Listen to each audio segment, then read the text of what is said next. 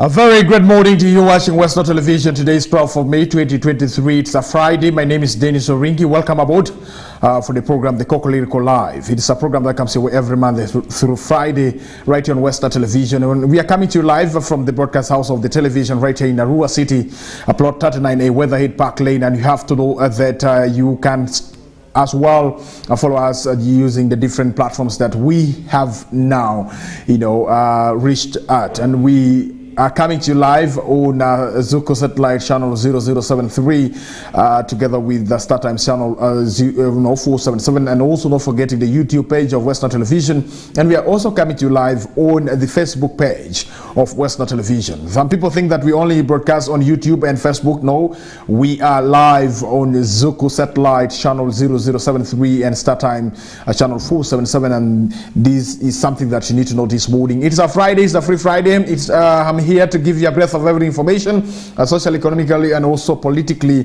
right here on Western Television. And also I will be getting to the world of sports and giving you the highlights right there. And you have to know each and every time, Monday through Saturday, the Whistle Time always have that opportunity to analyze for you what is happening in the world of sports. And I will be able to give you a breath of every information that is happening in the world of sports. But before that, we shall be able to start with what we do have for you from the local region here, West Nile, and also what is happening in other regions, and also Uganda at large. And so we will be getting to the local headlines, the national headlines, and also in the international headlines and the sports news right there for you.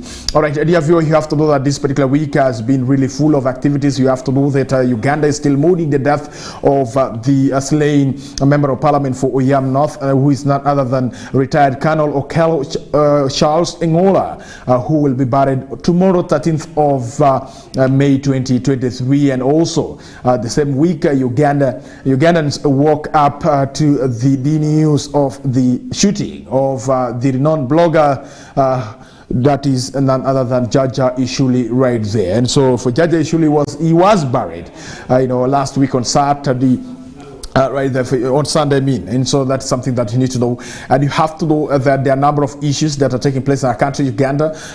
Remember, the president of the Republic of Uganda, who was the chief mourner during the time that the slain member of parliament, that is none other than Charles Ngola, was really taken to the street right there at Kololo, and he was able to make the president was able to remind the citizen of the Republic of Uganda that the government is really on course in protecting the lives of the people. But before that, let's start with the local stories that we have for you. You have to know that today is 12th of May 2023, and it is the International Nurses Day. And you have to know that the national celebration for our country, Uganda, will be here in Arua at Muni University. And I have to tell you that the nurses across the country, they are right here in Arua City. And so yesterday they had what we call the International Scientific Conference, where the research works were presented by different nurses, those who have really achieved in the profession. And a key among the issues that were really presented in this particular the scientific conference is the issues to do with the gender equality in the nursing profession right there. But apart from that, you have to know that the president of the Republic of Uganda, His Excellency Yoweri Kaguta Museveni, is expected to grace the International Nurses Day and Midwives here in Arua City. And so, as in this report compiled, the president Uganda Nurses and Midwives Union, who is none other than Shirop Justus, is calling upon the government of the Republic of Uganda to increase the funding to the Ministry of Health so that the welfare of the nurses is improved. Let us have more on that particular story so that we get to understand what these International Nurses and Midwives Day mean for us, the country, for us, the citizens, and for the nurses who are really practicing the profession right there. And so let's have more on that story if my producer can really give us the story. Good morning. Hundreds of nurses and midwives in Uganda have converged at Muni University for the International Scientific Conference ahead of the International Nurses Day, which is an annual observance held on May 12 to commemorate the birth of Florence Nightingale, the foundational philosopher of modern nursing. The event, established in 1974 by the International Council of Nurses, also serves to highlight the important role nurses fulfill in healthcare. Shirop Justice Kiplangat, the President Uganda Nurses and Midwives Union, says this year's celebration is going to be held in Arua, and as part of the commemoration of the day, they have been having scientific presentations on the research works done by nurses to better the profession. Tomorrow we shall be celebrating International Nurses Day. We are here for now 3 days where we were having scientific presentations, scientific research papers, which makes another level and addresses the challenges we face in our profession. Justice further says that the occasion will be graced by the President of the Republic of Uganda, who has been standing with them whenever they need him. Tomorrow we are also expecting the guest of honor to be the President of the Republic of Uganda, because we have not yet got any communication that he is not coming or is coming, because we invited, and every year he comes to grace the occasion. He has never missed. Apart from COVID-19, during that COVID-19, we did not celebrate. So we close our eyes and pray that we wish him journey masses to Arua City tomorrow to praise the occasion. It should be noted that nurses in Uganda have been having issues of salary enhancement, which is not now the case. As Justice says, it has been one of the achievements they have registered as a union. As a union, we have achieved so much in this fraternity. We have achieved the following. We have achieved from government. We negotiated with the government, and we were given salary enhancement.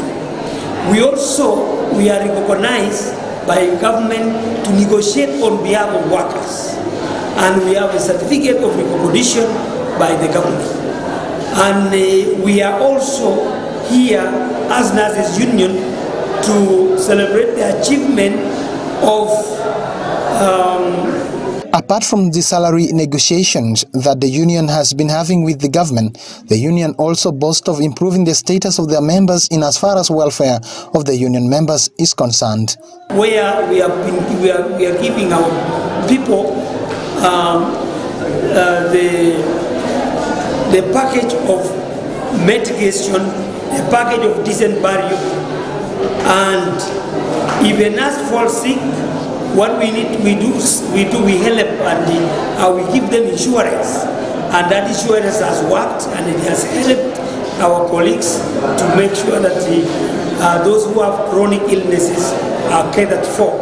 Then those who happen to die, we give them a decent burial. Apart from improving the welfare of nurses, the union is also on course with the government of Uganda to see that the career of the nurses is improved through establishment of nurses specialized university.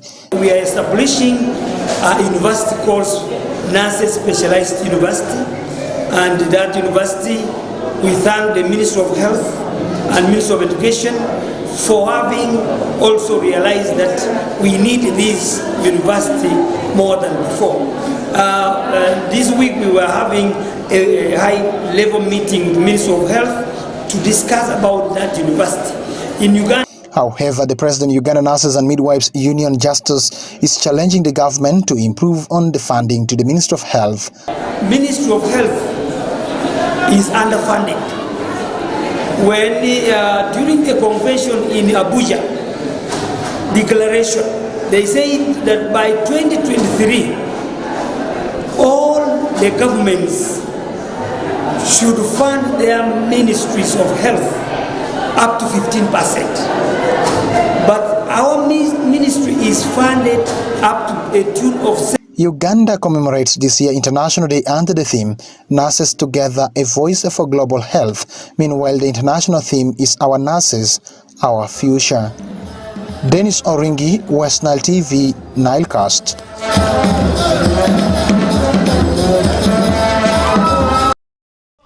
All right, we'll be back. Thank you very much, dear viewer. You have understood from the President Uganda Nurses and Midwives Union right there, Shirop Justus, who is here in Arua together with other nurses as they celebrate their day. And as you did hear from him saying that this particular day, 12th of that is May, it is the birthday of the founder of modern nursing right here in the world, and she is called that is Nightingale right there. And so the birthday is today, and the nurses recognize her birthday to be the International Nurses Day. And so President Yoweri Kaguta Museveni is expected to grace the occasion today at Muni University, and if he will not be the one coming, then he will also be able to send one of the ministers. More especially, it could be the Minister for Health or any other ministers, or the Prime Minister of the Republic of Uganda, or the Vice President, because on several occasions we have seen the Vice President really stepping in for the President of the Republic of Uganda because of his busy schedule right there. And so away from the issues of the nurses here, let's get to Arua City, where the Territorial Police of Arua Central Business Center is still detaining a woman named Amanio Monica, female adult, age 23, Lugarabai tribe, who murdered her husband named Mongoshi Robert, male adult, age 25, over a domestic dispute in Ombizavu Cell, Kenya Ward, Arua Central Division, Arua City, on 7th of May 2023 at around 1:30 a.m. in the night. The police spokesperson for Western Sub-Region, Assistant Superintendent of Police, Josephine Angushia, reports. Territorial Police of Arua Central Business Center is still detaining a woman who murdered her own husband in Obizevu Cell, Kenya Ward, Arua Central Division, Arua City. This incident occurred on 7th May 2023 at around 1:30 a.m. in the night, when the husband returned home from an outing. Upon returning home, a quarrel developed between him and the wife, and thereafter the wife picked a knife and stabbed the husband to death. So immediately after the incident, information was sent to police. Our officers rushed to the scene. They documented the scene of crime and brought the body to Arua Regional Referral Hospital mortuary for post-mortem, after which the body was handed over to relatives for burial. The deceased husband was called Munguchi Robert, male adult, aged 25 years old, Lugarabai tribe, a peasant, resident of Obizevu Cell, Kenya Ward, Arua Central Division, Arua City.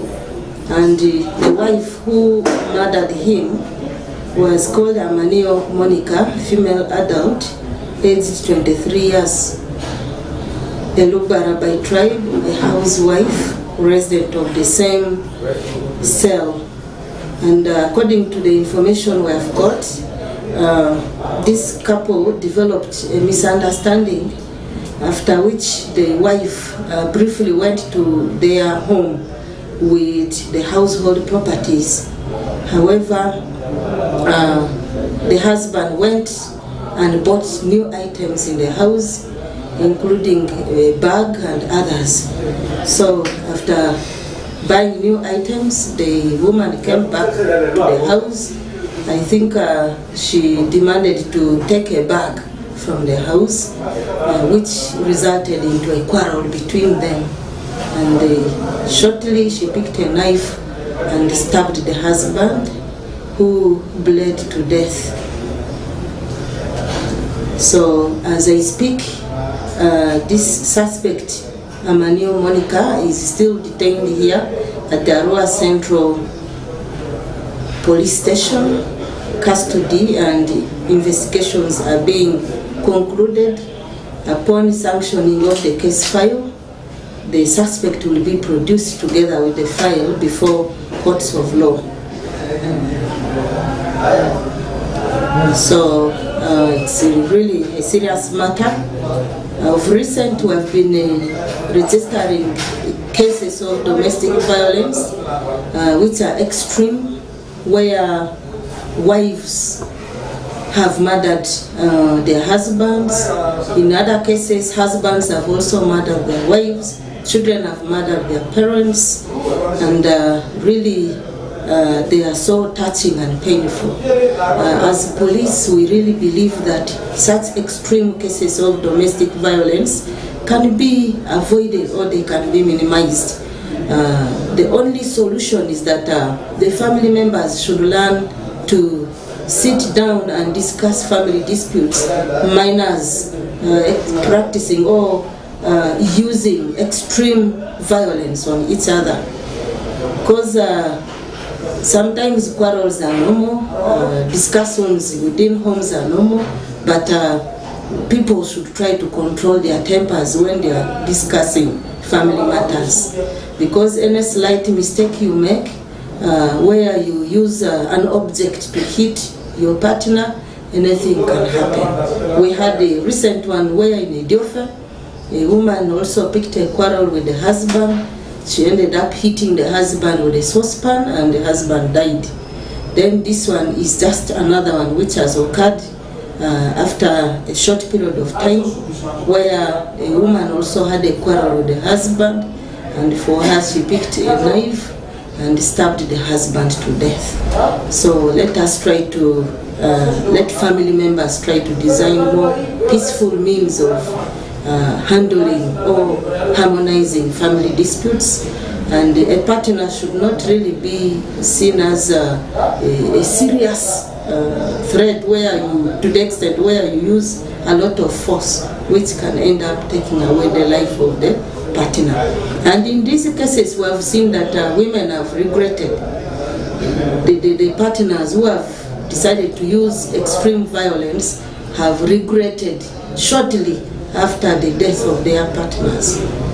So that means that they normally do this under the heat of emotions, where they are really annoyed, they are so much annoyed, and they fail to control the level of emotions in that annoyance, which is why they use a lot of force on their partners, hence killing them. And in other extreme cases, police should also be used. If they are failing to agree as the family members, they should report such matters to police. We have Child and Family Protection Unit, which is ready to receive the complaints, which will bring the two parties together and harmonize their conflicts amicably, other than using violence. Yeah, we have family members who come even when they are crying. Others come with a lot of annoyance, wanting to box each other even at police station. But because our officers are professionally trained to handle such cases, they normally bring them down, cool them, and they listen to their grievances, and where possible they advise. If the man is on the wrong side, they point out his mistakes and advise accordingly. The same applies to the woman and also to the children. So our office here has helped in harmonizing such disputes, and people go back when they are happy and peaceful. All right, you have heard from the Superintendent of Police, Josephine Angusha, who is a police spokesperson on this particular issue of the murder that has been registered in Arua Central Division, Arua City, right there. And I believe that the police will be able to reach at the conclusion of the case, and we wish them well in the investigation and also finding out the truth of the matter. And so you have heard from her right there. So the domestic brawl continues to really affect more especially people here in Arua City. This is not the first time that we are hearing a wife killing her husband. It also happened, I think, 2 months ago in Idiofe, where a woman was able to hit the husband with a saucepan. And so, unfortunately, the husband, passed on, and also this one stabbing with a knife. And so it's quite unfortunate. So we call upon the couples to always understand among themselves.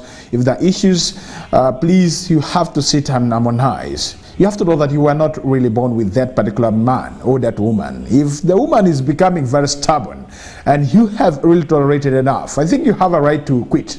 Because we have had people divorcing, and so they divorce and they continue with their life. And so if a woman, if you want to kill somebody's son, please, it's not good. If the problem is the man is mistreating you, please, you have your parents. Why don't you go back to your parents' home? Because you were living a life before even getting married to this particular man. And so why do you tie yourself to this particular man up to that extent? Why do you kill? In other words, so if you're tired of the marriage, please, you can quit. It is not permanent. No, I mean, I am not trying to say that people should really, have that in their mind. But if it is too much, you have a right to quit. People have quitted, and why not you to also do the same? And so why do you continue to suffer in the hands of a person who sees that you are even suffering?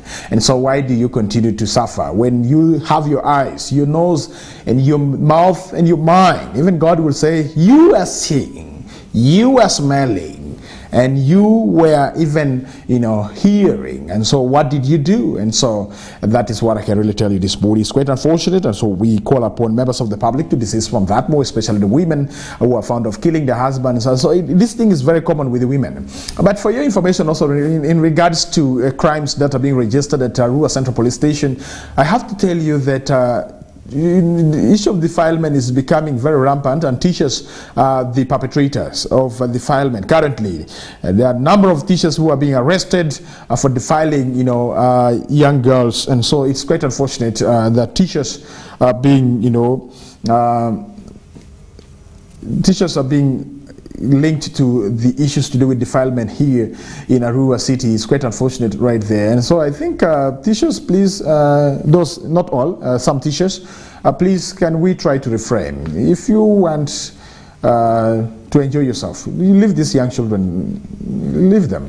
The bigger ones, they are those who are really looking for those who can really, hold their hands. There are very many. And so let us leave the young children alone. If it was your daughter, how would you feel? If a person defiles your daughter, how would you feel? And so that is the same feeling that the parents of these girls are really having. And some of that we shall be able to bring to your attention. Away from that, let us get to that is actually sub-region where the locals of Agago district are seeking for the government approval to their request on setting up a new unit of local defense force to help combat Karamojong cattle rustlers in the district bordering Karamojong region. And so the locals in Agago district are saying that they are tired of seeing their animals being, ferried just like that by the suspected Karamojong cattle rustlers. And so they are calling upon the government of the Republic of Uganda to approve their request of setting up a local defense force unit to curb this particular vice in the region. Stephen Okello is in Asholi sub-region, and he always compiled for us such a report. And let us have more on that from Stephen Okello. As the rest of the country are now trying to forget the word curfew, in most trading centers and town councils in Agago district, locals are fleeing their home to commit in the bush, while others seek refuge in the nearby trading center in fear of Karamojong warrior.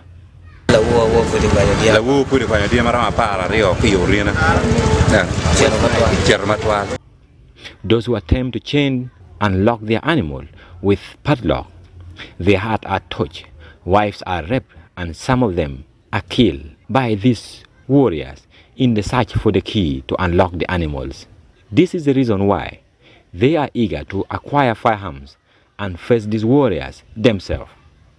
Government of now to give us the arms, the firearms, that is by recruiting the local defense forces in our area so that they can deal seriously with the Karamojong warriors. And without that one, we shall continue. Even in future, our children, our offspring will continue suffering if the government fail to give us the firearms.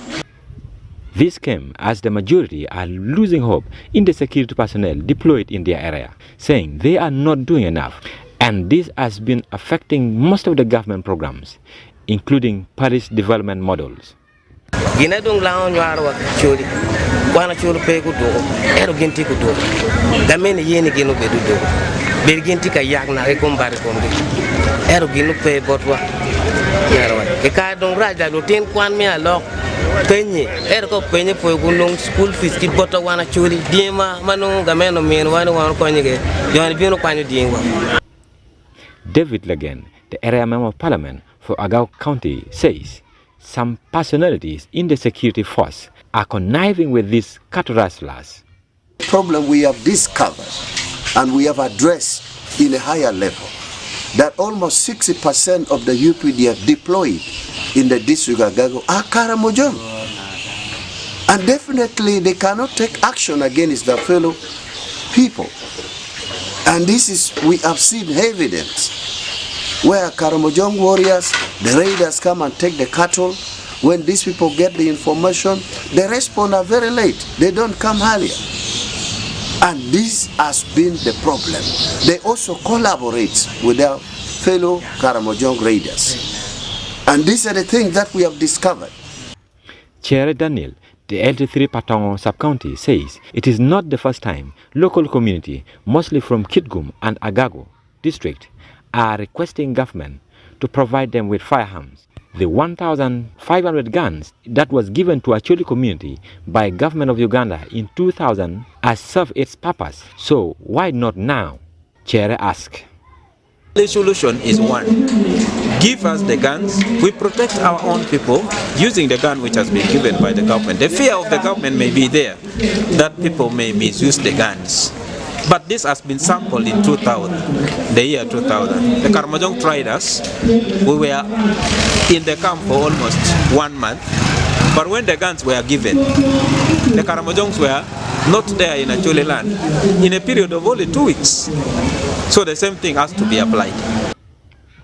Recently, during his visit to Acholi sub-region, Major General Geoffrey Tumusimwe, the Deputy Inspector General of Police, says level of Karamoja raids in the region have calmed down in most of the affected area, given the full involvement of UPDF on the ground.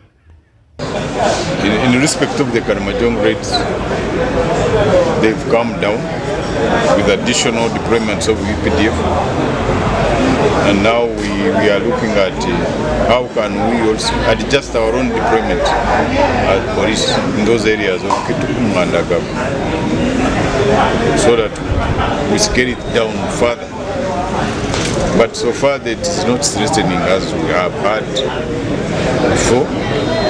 The security situation, the security personnel seem to have contained the situation. Various government projects in the district bordering Karamojo region have not been performing well, as beneficiaries of the project spend most of their time running for their life from the cattle rustlers. Stephen Okello for West Nile Television, Nilecast.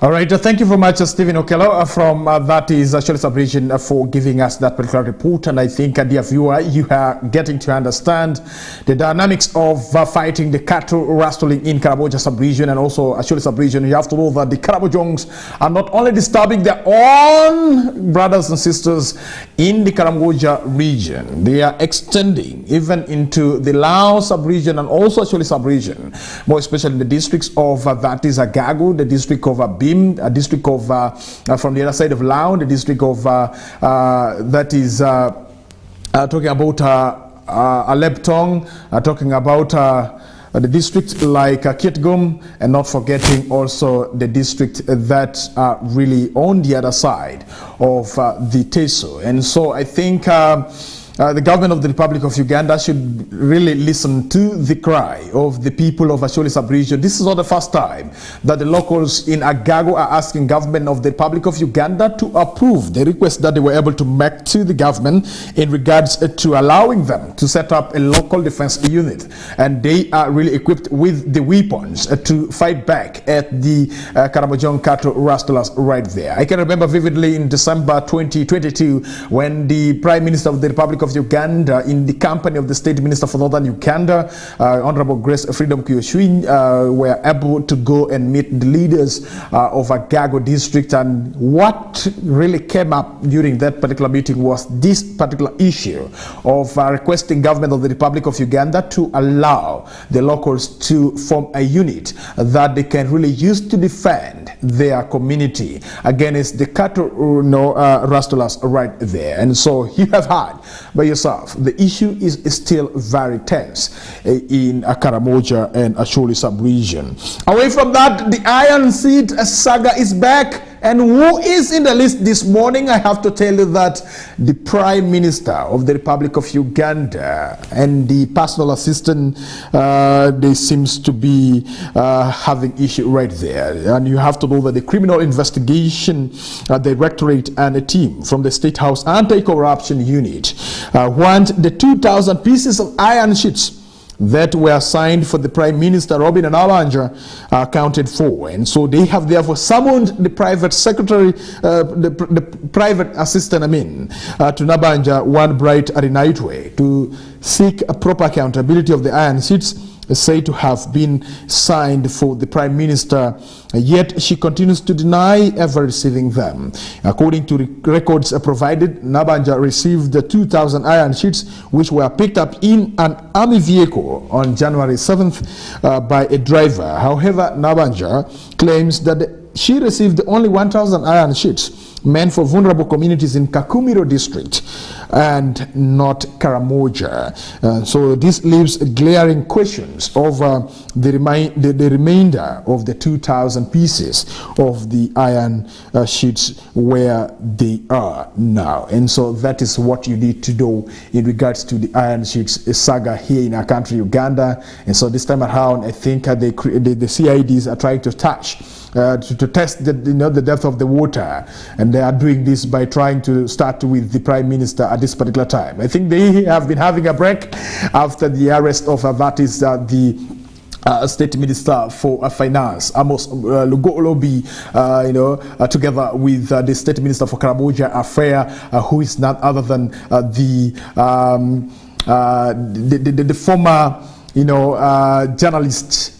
Who is still a journalist, by the way, that is Agnes Nandutu, and also the Minister for Karamoja Affairs, Dr. Mary Goreti Kitutu. And so these were some of the ministers who were arrested in regards to the Karamoja iron sheets. So this time around, the CID department is back, and they are starting it with the office of the Prime Minister right there. They are trying to test how deep is the water, and we are waiting to see what will really happen, whether the Prime Minister of the Republic of Uganda will be implicated because she has ever denied receiving the iron sheets right there. She says she only received the 1,000 iron sheets meant for the vulnerable communities of Kakumiro district where she comes from. And also, she has said she is not aware of the 2,000 now. These 2,000 iron sheets were signed by the personal assistant, and here the CID is summoning the personal assistant to the Prime Minister of the Republic of Uganda to provide comprehensive accountability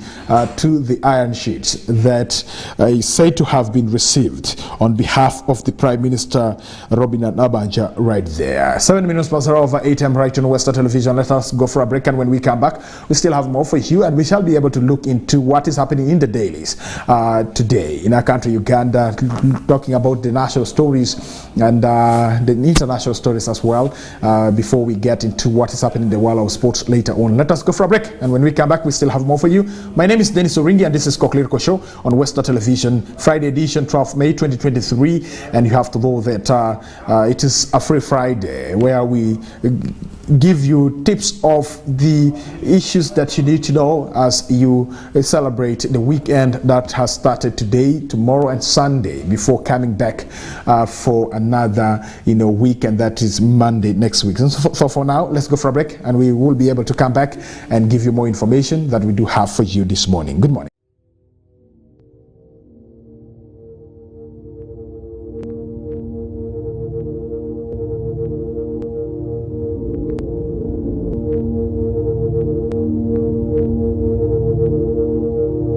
West Nile TV, lighting up the region. Get more for less on Star Times this Easter season. Cartoon Channel for Best Children Entertainment. New global series. Local drama on Makula TV and football all around the world. Simply make weekly or monthly subscription and enjoy upgrade to the next bouquet. For classic or super bouquet customers, subscribe for a month and enjoy 5 days extra. Family time with Star Times. Star Times is regulated by UCC.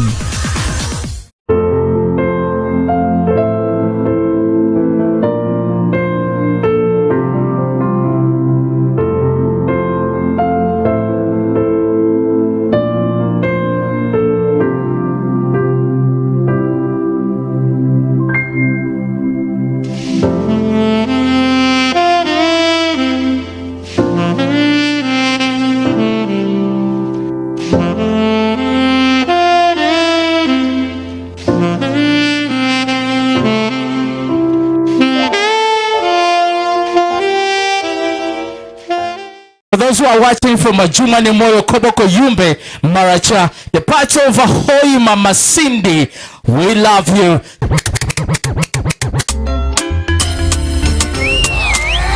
Yo, Catalea and Kando alongside King Kong.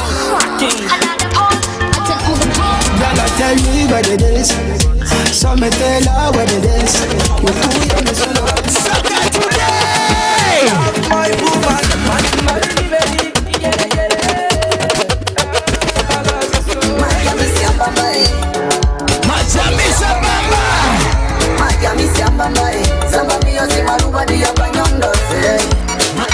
Already, let's go.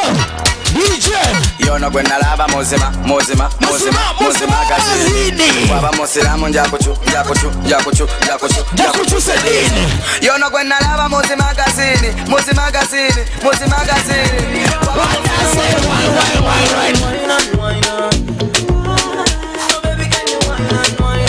That is CJ Jerome, the man on the wheel of steel. My name is Simon Levin.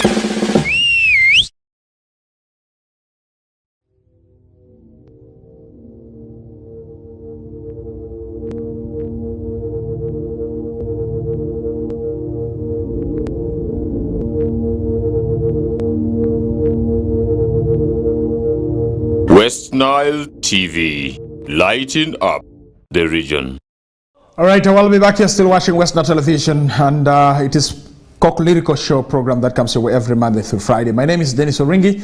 11 minutes past the hour over 8 a.m. Let us look into what we have in the dailies today. The Daily Monitor and the New Vision this morning. I have to tell you that in the Daily Monitor, you have to know that you can also get a story. West Nile women thrive in business is one of the stories that you can really read there. I think you will be able to know some of the familiar names that you know, the like of the Anne Obanguyo, talking about the like of Caroline Oshanda. These are some of the women who have really thrive in a business here in West Nile, plus others who might have not been known by the members of the public, but you're doing a great transactions in as far as business world is concerned. And so we encourage the women to embrace the programs that the government of the Republic of Uganda is rolling out, so that they can as well become successful right there. Away from that, you have to know that Minister calls for inquiry as contractors abandon projects. That one is something that you need to know, that the State Minister for Economic Monitoring, Beatrice Akelo Akori, has directed the State House Anti-Corruption Unit to investigate several contractors who abandoned government construction projects, Kigezi sub-region, and accusation of shoddy work. And so Akori was on Tuesday monitoring government projects in Gegezi, where she also established shoddy work in the construction Buramba Health Center 3, the staff quarters at Riakarihimira Town Council, the one-stop border post at Katuna, and the staff quarters at Butanda Secondary School, all in Kabale district. And so this is something that you need to know in regards to some of the contracts that have not been properly done. And so this is really quite unfortunate that government of the Republic of Uganda continues to give a lot of money in as far as projects are really concerned, but unfortunately the contractors who are assigned to do this job, they are not really doing their part. They are not completing the projects. It's quite unfortunate right there. And I think And the State Minister for Economic Monitoring should not only stop in Kigezi sub-region, should also be able to move to West Nile. There are a number of projects that have been abandoned as well, and also some of the projects have turned to be white elephant. I can tell you this morning without fear of favor that Rhino Camp Market is one of the abandoned projects that was rolled out by government of the Republic of Uganda. As I talk right now, some of the lockups shops that were constructed at Rhino Camp Market have turned to be, residential, rentals for the people living in Rhino Camp right there. So they do, house themselves in those structures instead of the structures serving as market, and part of the market was not completed, and this is something that you need to know. And apart from that, you have to know that we have some schools like that is Pawar City Secondary School that even the contractors were not able to finish the work at the site, and the buildings have developed cracks, and I do not know what the district leadership of Madiokolo is thinking about that particular City Secondary School. When I was able to go on ground and did some few inquiries here and there, Madiokolo district local government says that it was not them who supervised the construction of Pawar City Secondary School. It was Arua district, and so Arua district should be held liable for the shoddy work and incomplete construction of Pawar City Secondary School right there. And according to the Member of Parliament for Lower Madi, he did say that they were able to write to different offices in regards to shoddy work at Pawar City Secondary School. Unfortunately, they have not yet got a response up to this particular time. And the Minister of Education that was in charge of supervision of the project could not even respond to them. And so that is something that you need to know in regards to shoddy work, and also abandoning the sites that have been handed over to the contractors right there. Away from that, let's get to Kampala. You have to know that the Lord Mayor of Kampala, capital city, Arias Lukwago, has said that his life is in danger, and that's according to a story in the Daily Monitor this morning. You can really get right there. Lukwago says here that he is fearing for his life, a concern that has prompted him to ask for intervention from Parliament of the Republic of Uganda. Let me quote him here. He said, "I do not want to raise this matter, but when a whole minister sent me threats, I knew things were now getting serious. And I have here with me an SMS message from the State Minister for Kampala, that is Kabuye, and he says, it really came as a shocker to me. He had never sent me a message before, but this time round he sent me one," and that's according to Lukwago right there. And so you can get more on this story in today's Daily Monitor. And I know those in Western sub-region, you always read these papers when people have already read the paper and they have really known what is in the paper. And your papers are still in transit coming to the region, but Western Television will always break for you the story and also let you know what the papers do carry. And these are the two national dailies that are really, sailing a lot. And so it is important that we let you know what are in those papers that you'll be able to read later on in the day. And allow me to tell you what we have in the Daily Monitor still before I get into what we have in the New Vision. You have to know that State House probes fraud at ICT Ministry is something that you need to know. Should I say the hunter has been hunted or the hunter is being hunted? I do not know what to say here. So the State House Anti-Corruption Unit is investigating a whistleblower's allegations of corruption and mismanagement at the Ministry of ICT and National Guidance, the unit's spokesperson has said. And so Miriam Natasha Oduka, the unit spokesperson, said that the investigators visited the ministry office in Kampala Central Business District on May 4th and confiscated computers and mobile phones from some of the staff members. Quoting her verbatim, she says here, "Yes, we raided the ICT house last week after receiving information from the whistleblower," Ms. Oduka said right there. And she says, "For now, we have not made any arrest. Our officers are verifying the allegations made by the whistleblower, and she will be able to provide the detail later on." The whistleblower report alleged corruption and mismanagement during the development of the Parish Development Modu information system, that is the PBMIS. Meant to support the Parish Development Modu, a flagship government program.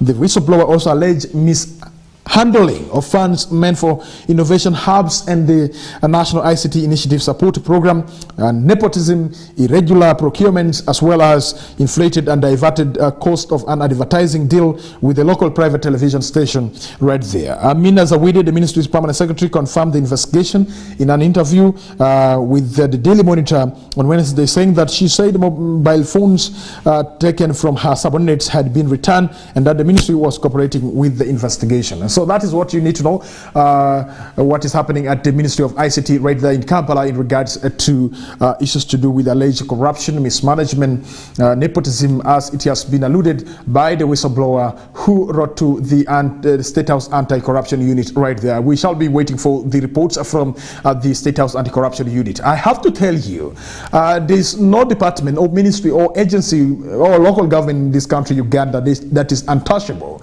And so all these ministries, departments and agencies that we have in our country, Uganda, local governments, they are touchable. And so don't think that you can just sit there and then you eat that money like that. You will be able to account for that particular money. And remember, President Yoweri Kaguta Museveni is really very hot on the issue to do with the public funds that is supposed to improve the livelihood of the wananchi of this country is what you need to know. More in the Daily Monitor today, I have to tell you that we do also have a news that is coming through that police vow to prosecute officers behind theft of traffic fines. And I have to tell you, currently the police has said that 5 billion Ugandan shillings has been stolen by the traffic police officers who have been, in charge of the EPS. So the EPS is the Express Penalty Scheme or system right there. And they have realized that 5 billion has been stolen from the police, and so police vow to prosecute officers behind theft of traffic fines. So these fines are being stolen, by police. The hunters have been hunted, and so police yesterday said all traffic officers who were involved in the theft of shillings 5 billion in Express Penalty Scheme monies will be prosecuted. Lawrence Nwabine, the acting director for traffic and road safety, said that the ongoing investigations have revealed the particulars of the officers who will now face legal charges. And so, kumbe, these people get money and put in their pockets. And they deceive the people with their machine, they're giving you express penalties and then saying this and that. So it's quite unfortunate right there. All right, and she says here, we are not investigating officers only. It is a line of people who are doing their job. And so we are connecting their networks for the purpose of investigation. And so remember yesterday, the Daily Monitor broke the story of the fraud in which 5 billion is believed to have been shared between some traffic officers over the 2 years. And so already a number of traffic officers, including Assistant Superintendent of Police Farida Nampima, who was head of the EPS car tracking unit, have since been relieved of their duties and recalled to headquarters. Police Superintendents Claire Asansire and Sylvia Ahuma were also withdrawn from the traffic directorate in a shake-up announced on May 4th. And so the traffic chief has, however, laid fears that the system may have been, irretrievably compromised. And so that is what you need to know, that 5 billion Ugandan shillings has been stolen by those that are in charge of, issuing the EPS right there to the motorist. And I believe that the police will also be able to reach to the conclusion of the investigation, and the officers who will be found culpable will be dealt with as it is the case in our country, Uganda. I do not know what President Yoweri Kaguta Museveni will be able to say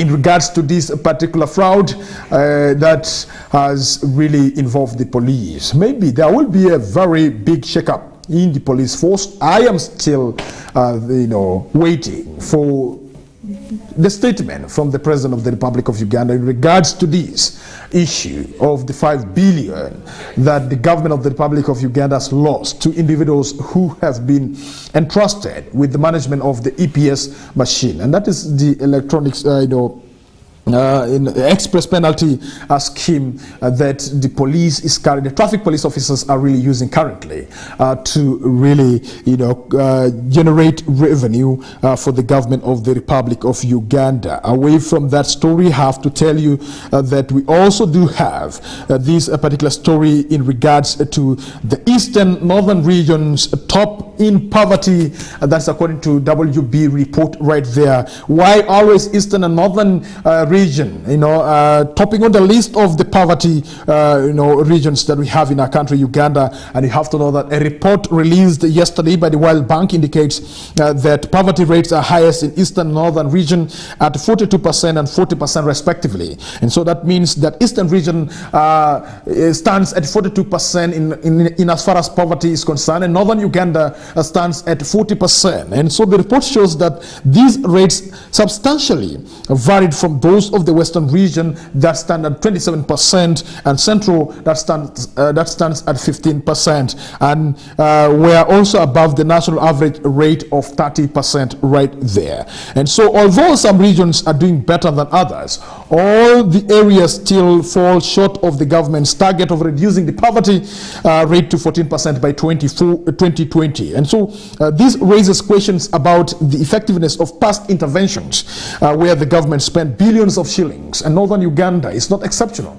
when we are talking about the interventions the government of the Republic of Uganda has been able to channel to the north. And so economists at World Bank attributed high levels of poverty in the eastern and northern regions to limited access to infrastructures. I think we can agree or disagree with this, such as electricity. And you have to know that Western sub-region, which is part of northern region, is currently decrying a poor, electricity connection to the region, erratic rainfall, drought, low levels of education, and small markets. And so I believe the economists that we have in this region called the north and the eastern regions, they will be able to really confirm to this particular report by the economists at the World Bank in regards to the levels of poverty that we have in these two regions that have been captured by the World Bank. And so the report by the World Bank said was based on data from three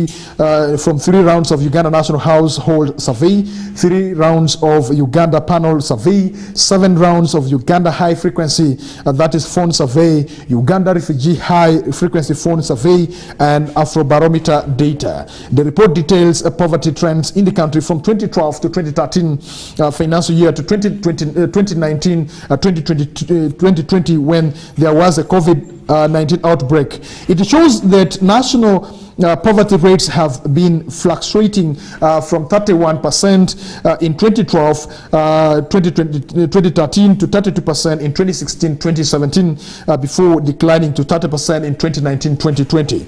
Speaking during the report launch, Aziz Tamanuz, the World Bank senior economist, said they discovered that during the last decade, Ugandans were hit by multiple shocks, including weather shocks, drought, COVID-19, Ebola, and the war in Ukraine. And so these are some of the factors that have really contributed to the levels of the poverty that we are talking about right now. Is something that you need to know. I think it is up to us to see how we can join our hands together to see how we can really fight on this particular high poverty level in the region. What needs to be done at the individual level? What are you doing to ensure that you fight poverty? Remember, government of the Republic of Uganda has been able to roll out different programs, and we as the Wananchi, we are supposed to make good use of the programs that government of the Republic of Uganda continues to roll. But however, the problem has been, I think, the mindset that government of the Republic of Uganda thought of in the parish development model implementation.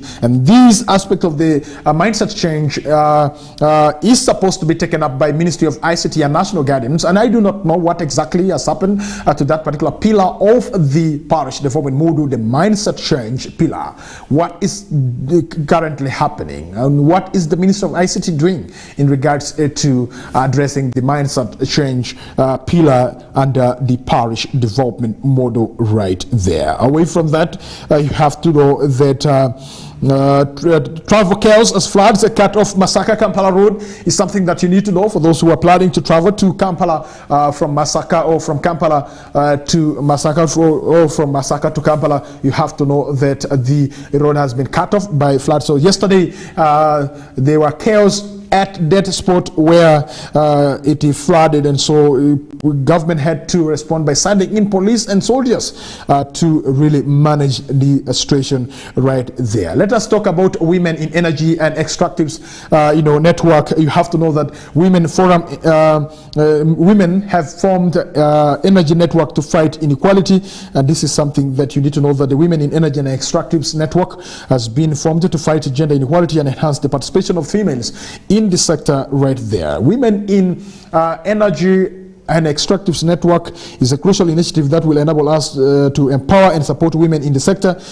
That's according to the engineer Irene Pauline Batebe, the permanent secretary of the Energy Ministry.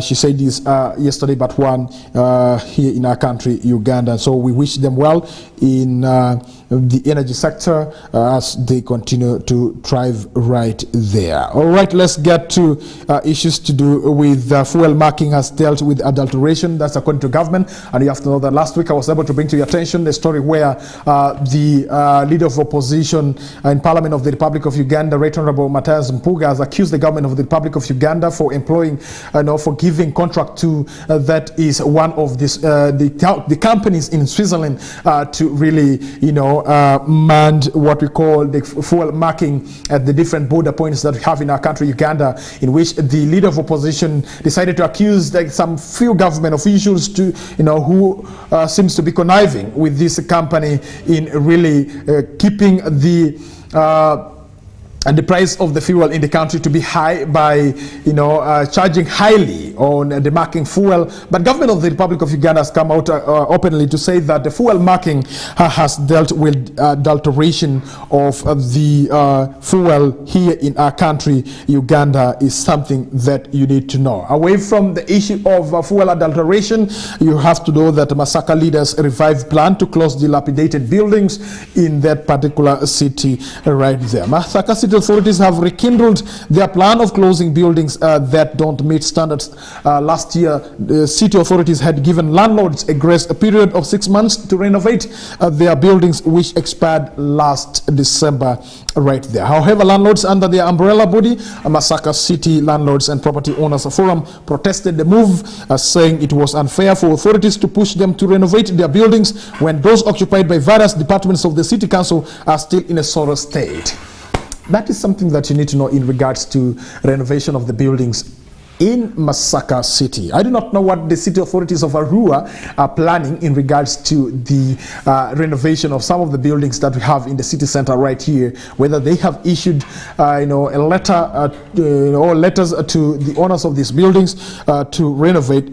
If not, they first to be raised down because they are not really making the city to appear beautiful right there. Away from that, you have to know that we also do have a story in regards to that is hearing of inciting violence case against Besije, and that is a Mokaku that flopped right there. And so it's also another story that you have in the Daily Monitor, and you have to know also another story is that a Tororo woman kills husband in domestic brawl. Remember earlier on I did mention to you a story of a woman who killed the husband here in a rural city, and it is also a similar case in Tororo where a woman has been able to kill the husband in domestic brawl right there. Open defecation haunts Kalangala businessmen, and I do not know whether we still do have people in West Nile who do open defecation in their community. If they are there, then I think the local leadership should be able to come out with something to do with the bylaw to curb this. I was in Zombo sometimes back, and I went to one of the villages in Zombo, and I found a signpost written, "No defecation here. If you defecate, you will be fined 100,000." In Alur, it was written, "Pielo shetumbe kakae kani pielo ibisholo slinga elif dakashel." And so that was a very nice, notice to all the communities in that area. And the notice was written in a Lur language, in a local language, so that somebody is able to understand. And so if this is also adopted by each and every villages that we do have in our country, Uganda, I think it will be able to get rid of the open defecation that is really so rampant, is something that I tell you this morning. All right, Parliament names best worst performing districts in absorption of funds is something that you need to know, that the Parliament's Public Accounts Committee has named Kisoro has the best and Tungamo has the worst performing district in terms of absorption and utilization of funds countrywide. The ranking is contained in the Committee on Local Government's report for the financial year 2021-2022, released on Wednesday. According to the report, Rukunjiri scored 98%, Busenyi Ishaka Municipality 97%, Ibanda 96%, and Kamwenge at 96%. Trail Kisoro, which scored 99%. They were the best 5 districts right there. Kisoro received the 31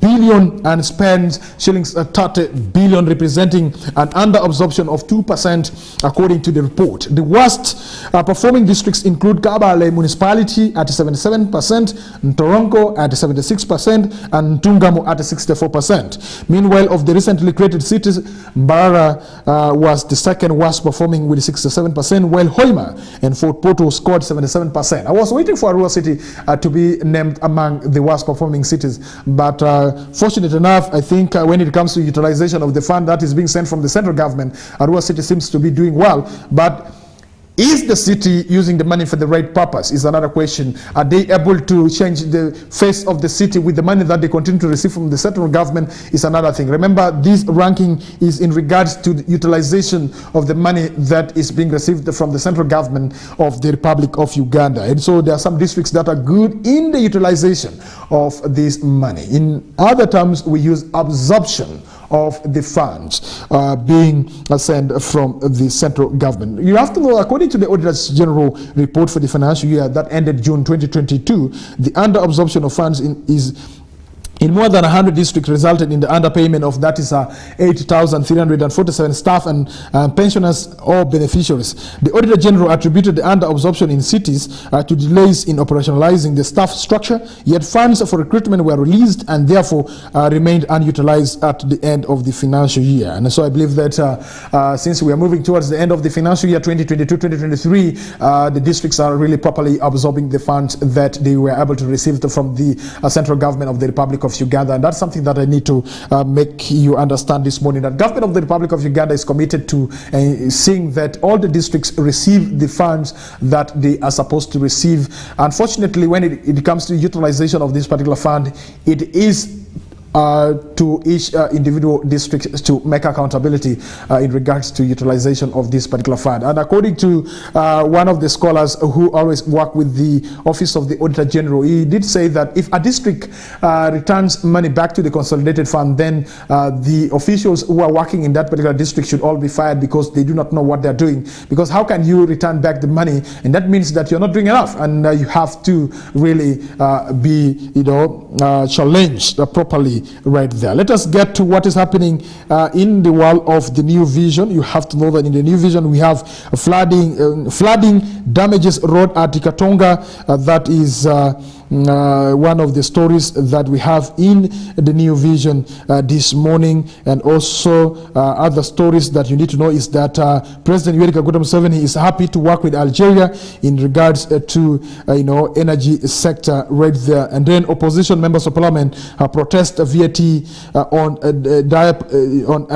diapers is something that you need to know. And then the new increase US visa fees take effect on that is May 30th is another news that you need to know, that the US has said that starting May 30th, which is 19 days from today, it will increase visa application fees for some categories of visitors, including people intending to travel to the US for business or tourism. And this is news that is coming through right there. And so effective May 30th, 2023, the US Department of State will increase certain, that is nominal non-immigrant visa application processing fees worldwide. So application fee for visas for business or tourism B1, B2s and other non-petition based NIVS such as student and exchange visitors visas will remain from that is $160 which is apparently 595,800 Uganda shillings to about that is a 185, that's about 688,900 Ugandan shillings right there. So the application fee for certain petition based on non-immigrant visas for temporary workers will increase from 1,090 to about that is about 707,500 to that is a $205 about 763,000. The application fee for that is a treaty trader, treaty investor and treaty applicant in a specialty occupation E category will increase from that is 205 to 315. That's about 1.2 million US dollar right there, 1.2 million Ugandan shillings for those who would really love to apply for these categories that I've been able to mention. And so that's something that you need to know in regards to the visas that will be that is increased. And so for you to get to US starting 30th May, you will be paying different fee compared to the fees that you have been paying previously is something that you need to know. Let us go for a break, and when we come back we still have more for you. It's already that is 21 minutes to the top of the hour of 9 a.m. right on Western Television. When I come back I will be able to dive into some of the stories that we still have for you before getting into what is happening in the world of sports right there. Good morning.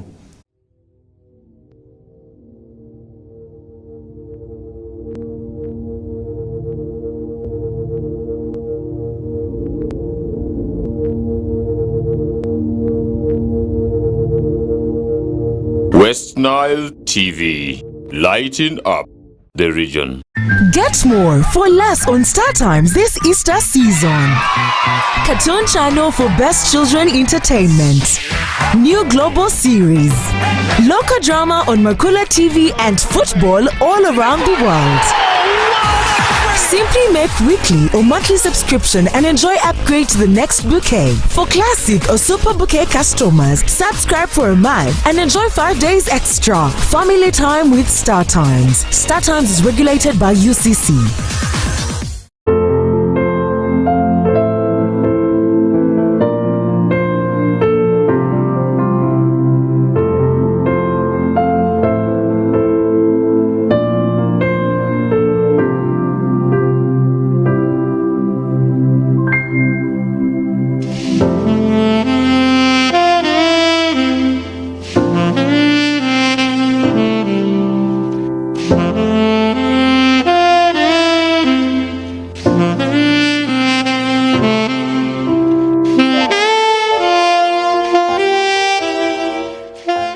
Those who are watching from Majumani Moyo Koboko Yumbe Maracha, the part of Hoi Mama Cindy, we love you.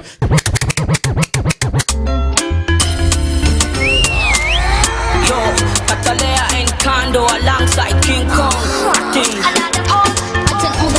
Y'all tell me what it is. So me tell her what it is. You're too young to know. Sucker today. My woman, my baby.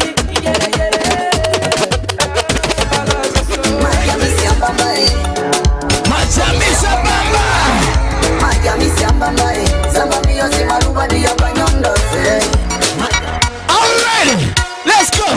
DJ. Yono gwena laba mozima gazini. Waba mosilamu njakuchu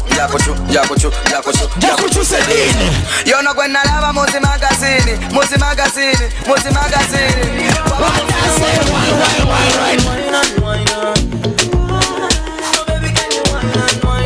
That is CJ Jerome, the man on the wheel of steel. My name is Simon Moving.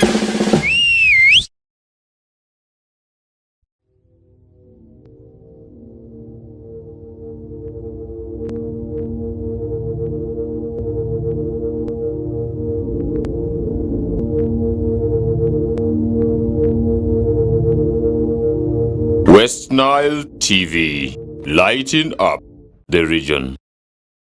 We'll be back. You're still watching Western Television. My name is Denis Oringi, and it is Kokoliriko, a Friday edition, and it's already 18 minutes to the top of the hour. That is 9 a.m. right on Western Television. Let us get into what is happening in the world of sports right this morning. Let me start right from the Western Regional League. That will be played off. That is the final playoff. That will be at Ababet Greenlight Stadium between Kochi Urban and Nebi Central right there. And so the game will be covered live on Western Television. So do not miss that particular game. For those who are within Arua, all roads will lead to Greenlight Ababet Stadium for this particular game that will be played between Kochi Urban and Nebi Central. The guys in Alur sub-region, they are busy preparing to come and really cheer up Nebi Central in the game that will be played right there. So if Nebi Central wins that game, they will be able to qualify to the FOFA Big League right there. And if Kochi Urban wins, they will be able to qualify for the FOFA Big League. And so that is something that I need to let you know in regards to the Western Regional League. That will the final playoff that will be on Sunday, 14th of May, 2023, right there. All right, in FOFA Big League, dear viewer, you have to know that yesterday there were games that were played, and so allow me to let you know the results of the games that were played yesterday. You have to know that yesterday in the FOFA Big League, match day 29th, Soroti City was able to defeat, that is Luero United FC 2-0. Lugazi FC was able to defeat Kataka FC. Lugazi FC, they had a 1-1 draw with Kataka FC. That game was played at Lugazi FC Stadium. Ginger North United FC was able to defeat, that is Calvary FC, 2-0. The game was played at Kiambazinga Stadium, that is in Ginger. Boma FC played the Police in Masindi, but unfortunately Boma FC lost to Police 1-0. And then Northern Gateway FC played Ndeje University FC, and Ndeje University was able to defeat Northern Gateway FC 2-0. Karo Karunji FC played with Mbarara City FC. Unfortunately, Mbarara FC was able to defeat, that is Karunji FC. Jumani Town Council played Kitara FC, and this game was played at Paridi Stadium in Ajumani. Unfortunately, Jumani FC was able to lose this game to, that is Kitara FC, 3-0 right there. And then NEC FC played Shetumen. The game ended 2-1 in favor of NEC FC right there. All right, let us look at the table standing for the FOFA Big League. Currently, Kitara FC is sitting top on the log with 58 points, and they have so far played 29 games. Mbarara City is number 2 with 57 points, played 29 games. NEC FC, that is NEC, number 3 with 54 points. Police is number 4 with 53 points. Lugazi is number 5 with 41 points. Boma FC is number 6 with 40 points. Midigo Calvary FC is number 7 with 40 points. Ndeje University number 8 with 39 points. Ginger North United FC number 9 with 38 points. Shetume FC number 10 with, that is 37 points. Karo Karunji FC number 11 with 37 points. You have to know that Kataka FC is number 12 with 34 points. Soroti FC number 13 with, that is 30 points. And then Aluero United FC that is with that is 29 points. Number 14, 15. Number 15 is Juman FC with that is 26 points. And then Northern Gateway FC is number 16 with 19 points right there. And so the 4 teams that are in the relegation zone will be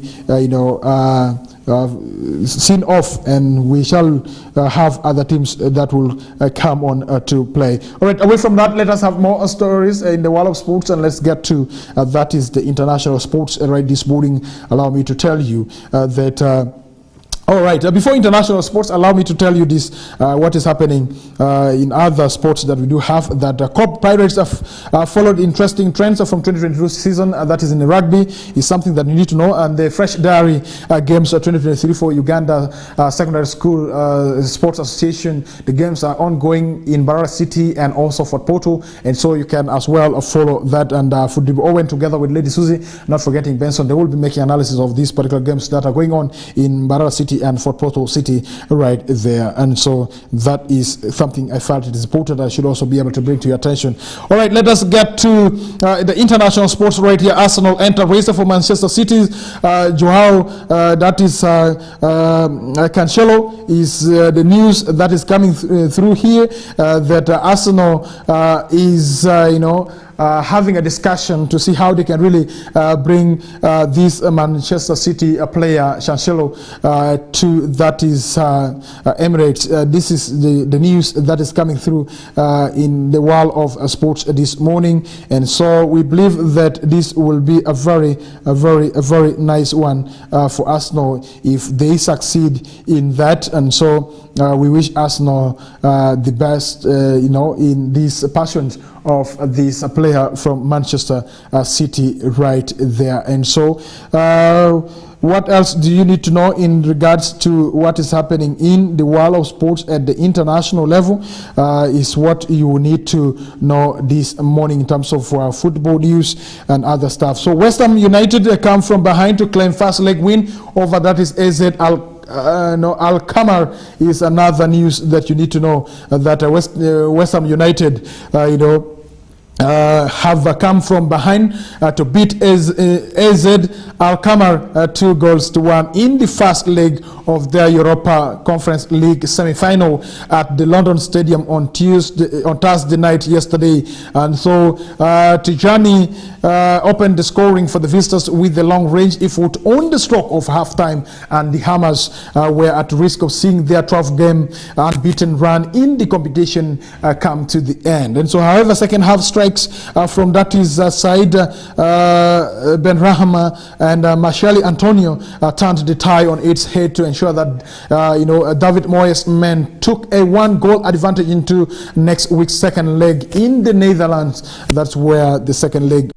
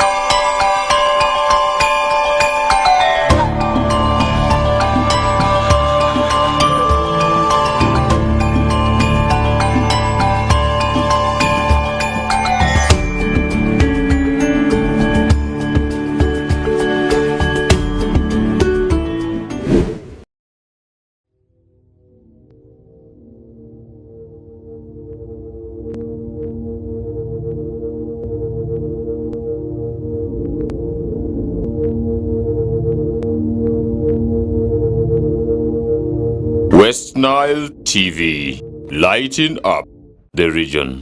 Get more for less on Star Times this Easter season. Cartoon channel for best children entertainment. New global series. Local drama on Makula TV and football all around the world.